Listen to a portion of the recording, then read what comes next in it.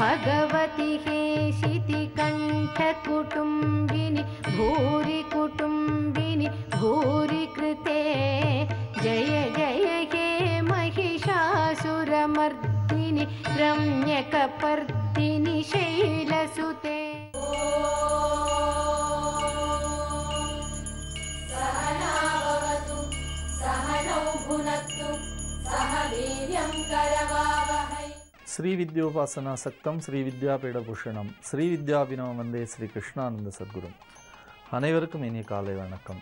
ஜீ தமிழ் தொலைக்காட்சியின் மூலமாக அபிராமி அந்தாதி அற்புத தமிழ் பாடல்களை நாம் தொடர்ந்து சிந்தித்து கொண்டிருக்கிறோம். இன்றைய பாடலினுடைய அருமையான பலனாக பெரியவர்கள் சொல்லுவது திருமணம் நிறைவேறுவதற்கான பாடல். இன்றைய தினம் ஆணாகிலும் சரி பெண்ணாகிலும் சரி திருமணம் நிறைவேற வேண்டும் என்ற பிரார்த்தனையை எல்லோரும் செய்து கொண்டிருக்கிறார்கள். திருமணம் என்பது இன்றைக்கு ஒரு மிகப்பெரிய சமுதாயத்திலே ஏற்பட்டிருக்கக்கூடிய சிக்கலாக இருக்கிறது. வாழ்க்கை வாழ்வதற்கே, வாழ்க்கை மகிழ்ச்சியாக இருப்பதற்கே என்ற சிந்தனையை தாண்டி பொருளாதாரத்தையே கணக்கிட்டு பொருளாதாரத்தையே அளவுகோலாக கொண்டு இன்றைய தினம் திருமணங்கள் மாறி இருக்கின்றன என்பதுதான் சமுதாய சிக்கல்.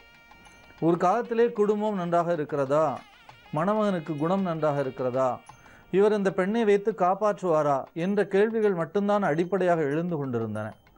ஆனால் இன்றைக்கு பொருளாதாரத்தை அடிப்படையாக வைத்தே இவர் இவ்வளவு சம்பளம் வாங்குகிறார், அவள் அவ்வளவு சம்பளம் வாங்குகிறாள், இதற்கும் அதற்கும் ஒத்து வருமா என்று பொருளாதாரத்தை என்றைக்கு நாம் அளவுகோலாக கொண்டு இந்த திருமணத்தை முடிவு செய்தோமோ அன்றையிலிருந்தே இது சிக்கலாக மாறிப்போனது. திருமணம் அது ஆணுக்காக இருந்தாலும் பெண்ணுக்காக இருந்தாலும் சரி நல்ல விதமாக நடக்க வேண்டும் என்று ஒவ்வொரு பெற்றவர்களும் தினம் தினம் இறைவனை வேண்டிக் கொண்டே இருக்கிறார்கள். அப்படிப்பட்ட ஒரு நல்ல சூழலிலே நாம் இறைவனுடைய திருவருளை வேண்டி அபிராமி அந்தாதி மூலமாக ஜீ தமிழ் தொலைக்காட்சியின் மூலமாக நல்ல விதமாக உரிய காலத்திலே எல்லோருக்கும் திருமணம் நடைபெற்று மகிழ்ச்சியாக வாழ வேண்டும் என்ற பிரார்த்தனையை இங்கே வைப்பதற்காக இந்த பாடலை சிந்திக்கிறோம். திங்கள் பகவின் மணனாரும் சீரடி சென்னி வைக்க எங்கட்கு ஒரு தவம் ஏதியவா எண்ணிறந்த விண்ணோர் தங்கட்கும் இந்த தவம் ஏதுமோ தரங்கக் கடலுள் வெங்கட்பணியனை மேல் துயில் கூறும் விழுப்பொருளே.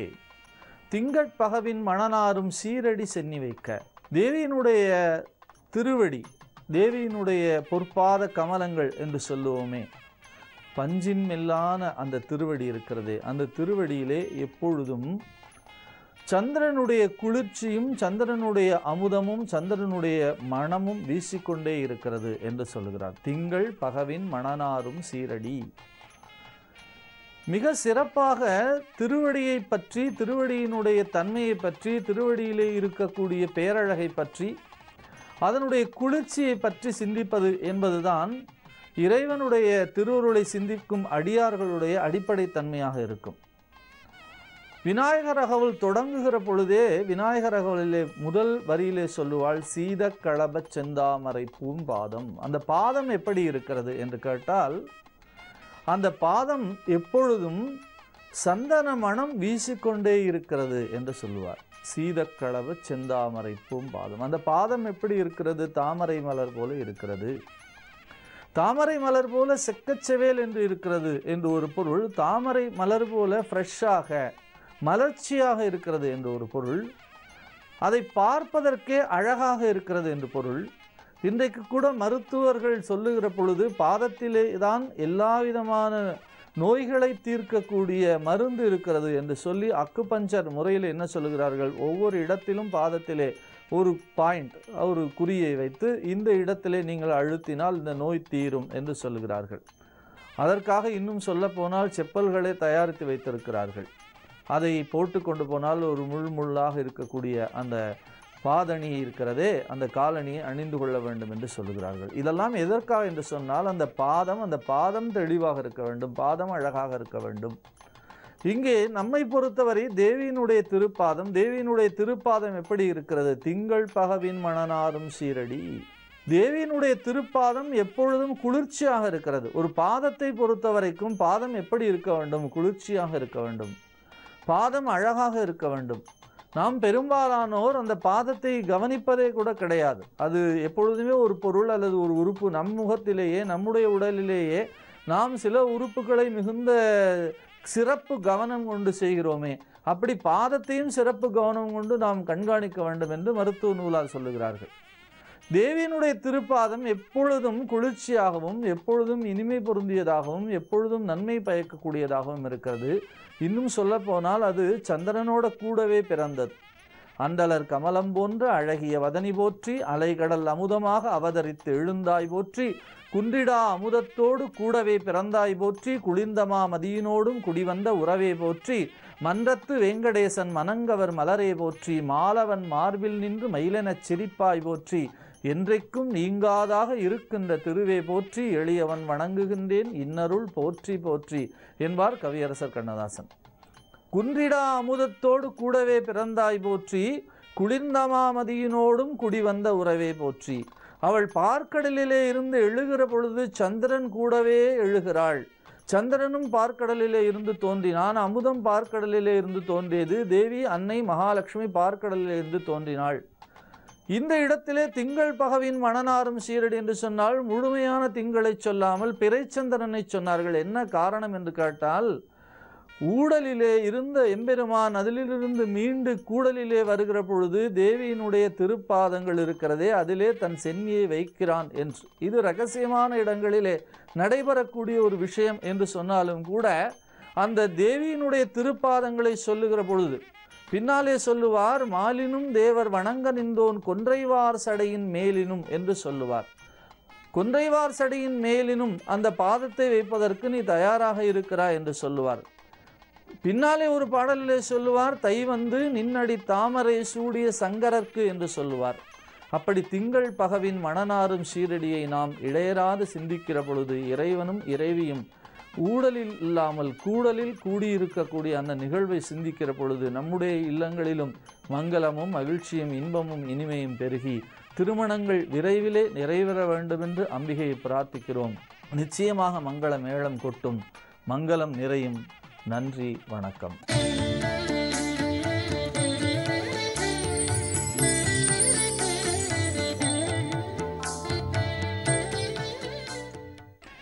ஸ்ரீ குருப்யோ நமக. ஓம் காஞ்சி வாசாய வித்மகே சாந்த ரூபாய திமிகி தன்னோ சந்திரசேகரேந்திர பிரச்சோதயாத். ஜீ தமிழ் தொலைக்காட்சியினர்கள் அனைவருக்கும் பி சுவாமிநாதனின் இனிய காலை வணக்கம். தெய்வத்தின் குரல் நிகழ்ச்சியில் ஒரு நடமாடும் தெய்வமாக விளங்கி ஒரு 100 ஆண்டு காலம் நம்மிடையே நடமாடிய காஞ்சி மகா சுவாமிகள் பற்றின ஒரு அற்புதமான அனுபவங்களை நம்ம வரிசையாக அந்த நிகழ்ச்சியில் பார்த்துட்டு வரோம். அந்த மகான் தான் வாழ்ந்த காலத்தில் தனது சந்நிதியை தேடி வந்த எத்தனை பேருக்கு, எத்தனை பல்லாயிரக்கணக்கான பக்தர்களுக்கு எப்படியெல்லாம் மகா சுவாமிகள் அருள் புரிஞ்சிருக்கார். அந்த மகான் போன பிற கிராமங்களில், பிற ஊர்களில் அந்த மகானை சரண் புகுந்த பக்தர்கள் எப்படி மகா சுவாமிகளால் அருள் பெற்றிருக்கா அப்படிங்கிறத பற்றி நிறைய சம்பவங்கள் நம்ம பார்த்துட்டுருக்கோம்.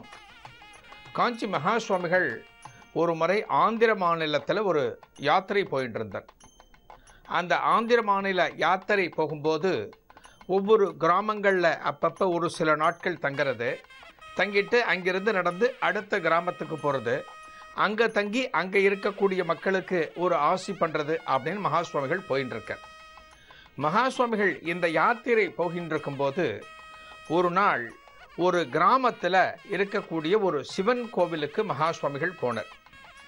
அந்த கிராமமே ரொம்பவும் பழமையான கிராமம். எந்த விதமான ஒரு புதுமையான ஒரு நவநாகரிக விஷயமும் அந்த கிராமத்தில் கிடையாது. அந்த கிராமத்தில் இருக்கிற சிவன் கோவிலும் ஒரு பழமையான சிவன் கோவில். அந்த கோவிலுக்குள்ள மகா சுவாமிகள் உள்ளே போய் அந்த சிவபெருமான தரிசனம் பண்ணிட்டு ஒரு உச்சிகால வேளையில், அதாவது ஒரு மதிய வேளையில் அந்த சிவபெருமான தரிசனம் பண்ணிட்டு அந்த கோவில் சந்நிதிகள் பிரகாரங்கள் எல்லாவற்றையும் சுற்றி வந்துட்டு மகா சுவாமிகள் கொஞ்சம் அசதியாக இருக்குன்னு அந்த கோவில்லையே உள்பக்க ஓரமாக தன்னோட வஸ்திரத்தை விரித்து படுத்துட்டார். அதாவது ஒரு சயனத்துக்கு போயிட்டார்.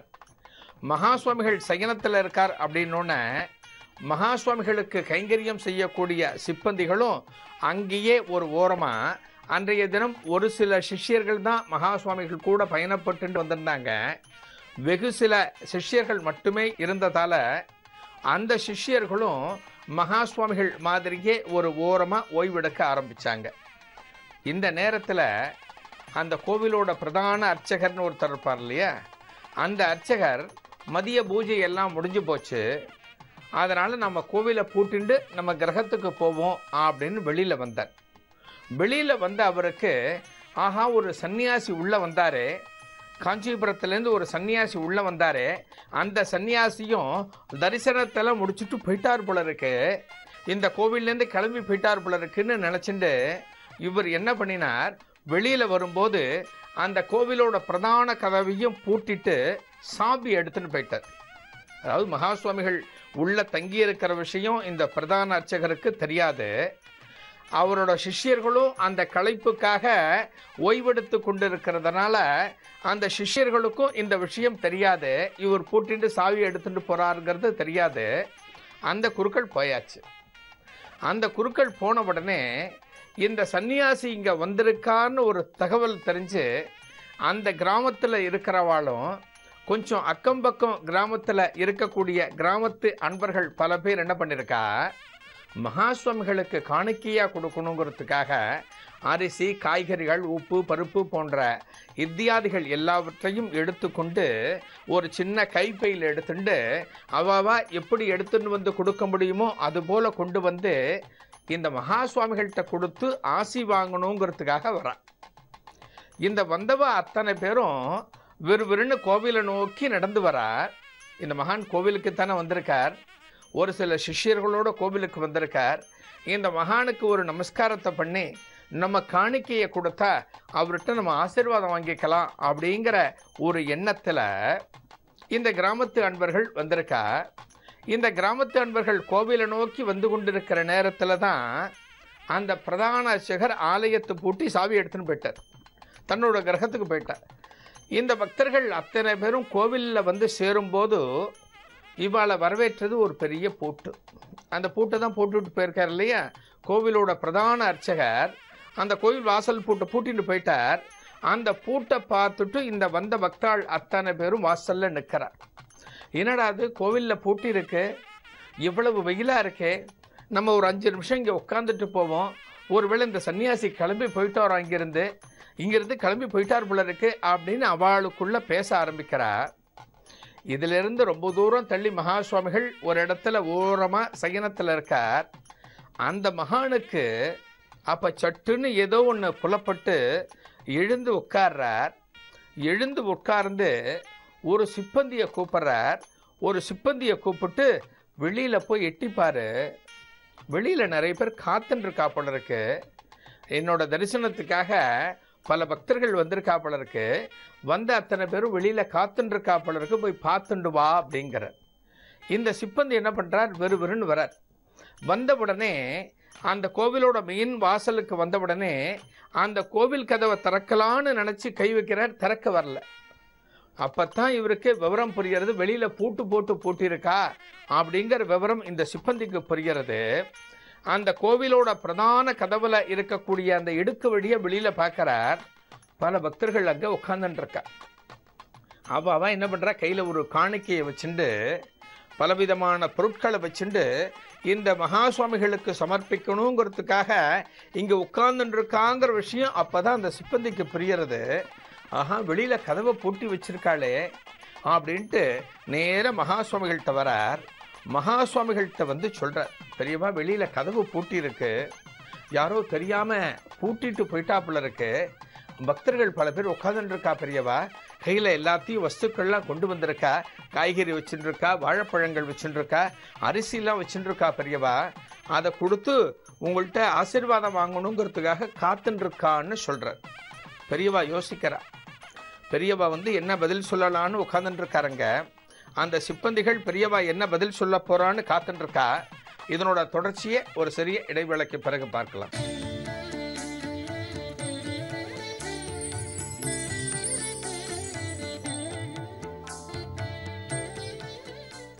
மகா சுவாமிகள் அந்த ஆந்திர மாநிலத்தில் ஒரு குக்கிராமத்தில் கோவிலுக்குள்ளே இருக்கார். மகா சுவாமிகள் கோவிலுக்குள்ள அந்த தரிசனம் முடிஞ்ச பிறகு ஒரு ஓரமாக ரெஸ்ட் எடுத்துட்டுருக்கார், ஓய்வு எடுத்துட்டுருக்கார். சிப்பந்திகளும் மகா சுவாமிகள் ஓய்வெடுக்கிறத பார்த்த உடனே சிப்பந்திகளும் ஓய்வெடுத்துட்டுருக்கார். இது தெரியாம அந்த கோவிலோட பிரதான அர்ச்சகர் கோவிலை பூட்டிட்டு சாவி எடுத்துட்டு போயிட்டார். பக்தர்கள் வெளியில காத்துட்டு இருக்க. அதாவது மகா சுவாமிகளை தரிசிக்க வந்த அந்த கிராமத்து உள்ளூர் பக்தர்களும் அக்கம் பக்கத்து கிராமத்து பக்தர்களும் இந்த தெய்வத்தை தரிசனம் பண்ணணுங்கிறதுக்காக இந்த கோவில் வாசல்ல வந்து உட்கார்ந்துட்டு இருக்கா.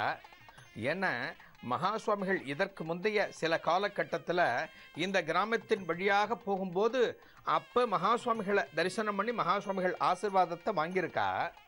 இந்த தெய்வத்தோட ஆசீர்வாதம் அவ குடும்பங்களில் பலவிதமான நற்பலன்களை கொடுத்திருந்ததால இந்த சுவாமிகள் இப்போ வந்த பிறகு இப்போவும் இந்த சுவாமிகளை தரிசனம் பண்ணணும்னு இந்த இடத்துக்கு வந்திருக்கா.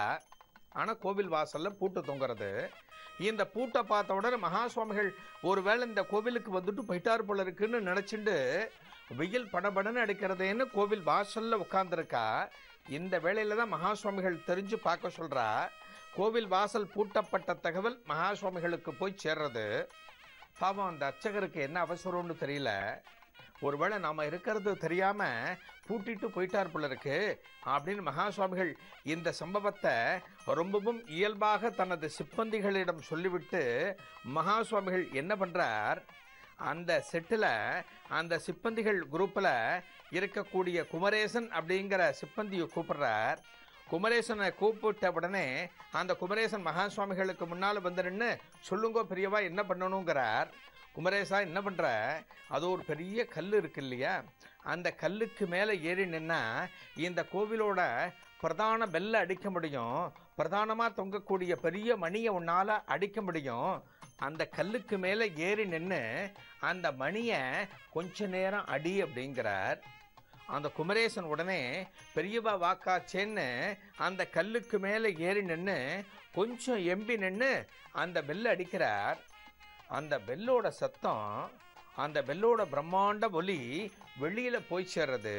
வெளியில் போய் சேர்ந்த உடனே அங்கே இருக்கக்கூடிய பக்தர்கள் அத்தனை பேரும் அவாவா வீட்டுக்கு கிளம்பலான்னு தயாராரா.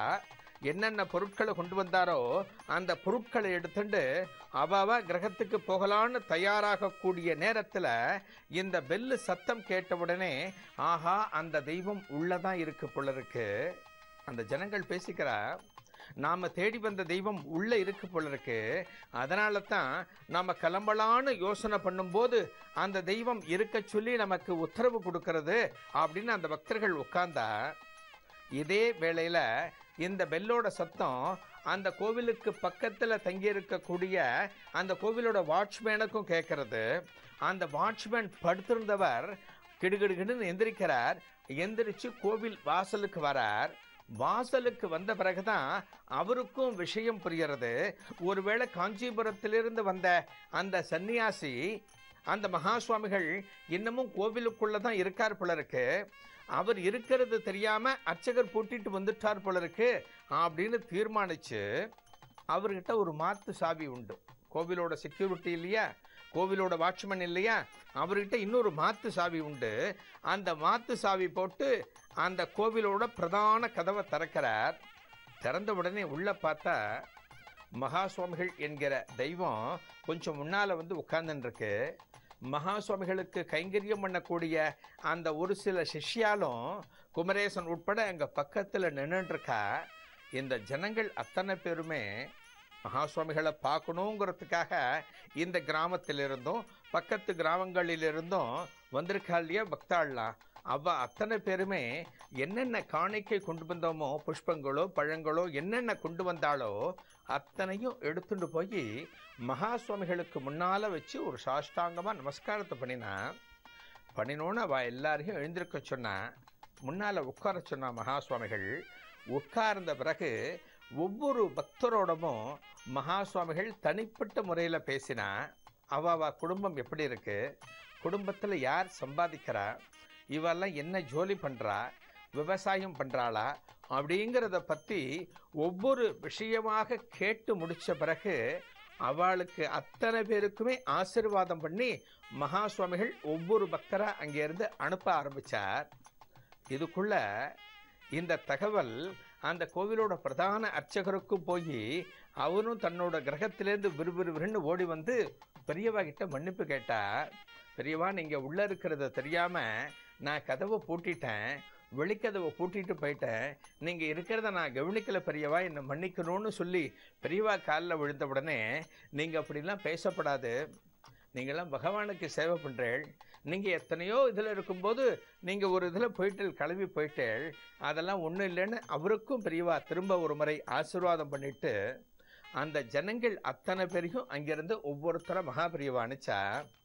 அந்த ஜனங்கள் போகும்போது அந்த அப்பாவியான வெள்ளந்தியான கிராமத்து ஜனங்கள் வெளியில் போகும்போது இந்த தெய்வம் நமக்கெல்லாம் ஆசீர்வாதம் பண்ணணும்னு எப்படி ஒரு ஏற்பாடு பண்ணி கோவிலுக்கு உள்ளே இருக்கிற வெள்ளை அடிக்க வச்சு இந்த கோவில் கதவை திறக்க வச்சு நம்மளையும் கோவிலுக்குள்ளே வரவழைச்சு ஒவ்வொருத்தையும் எப்படி பேசியிருக்கா அப்படின்னு அந்த கிராமத்து ஜனங்கள் அத்தனை பேருமே ரொம்ப ஆச்சரியமாக பேசிட்டு அந்த கோவில்லேருந்து கிளம்பி போனாலாம்.